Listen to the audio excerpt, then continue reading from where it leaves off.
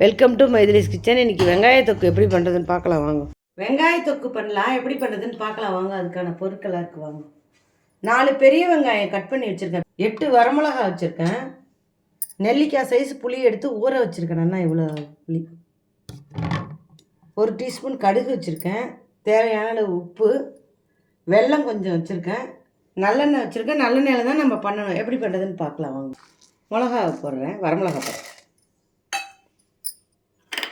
உப்பு, புளி ஒரு ஓட்டை ஓட்டிக்கலாம் முதல்ல, அப்புறமா நம்ம வெங்காயம் போட்டுக்கலாம். கொஞ்சம் ஒரு ஓட்டை ஓட்டின்ட்டேன்னா நல்லாயிருக்கும். அதனால வெங்காயத்தை போடலாம்.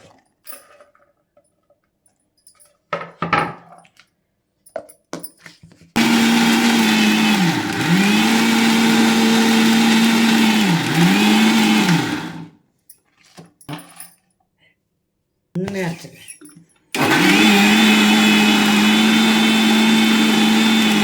நல்லா திப்பி இல்லாமல் அரைச்சிட்டா தான் நம்மளுக்கு நல்லாயிருக்கும். பாருங்க, இதுமாரி அரைச்சின்ட்டேன். இப்போ எப்படி பண்ணுறதுன்னு பார்க்கலாம். நம்ம அடுப்பு பற்ற வச்சுக்கலாம். இழுப்பச்சட்டி வச்சுருக்கேன். நல்லா சூடு ஏறட்டும். எண்ணெய் கொஞ்சம் இதுக்கு கொஞ்சம் கூட தான் வேணும். நல்லா 100 எண்ணெய் ஊற்றிக்கிறேன். நல்லா இதுக்கு எதுவுமே வேண்டாம், வெறும் கடுகு மட்டும்தான். எண்ணெய் நல்லா சூடு ஏறி கடுகு போடுறேன். இதுக்கு நல்லா வெடிச்சிட்டு இந்த அரைச்சி எழுத போகிறேன். ஒரு நிமிஷம் அது தரிக்கிறது, அதனால் மூடி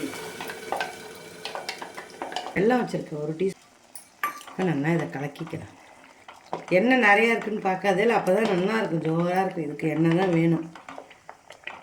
நல்லா கொதிக்கிட்டேன். இது நல்லா சுண்டி வந்தோன்னு நம்ம பார்க்கலாம்.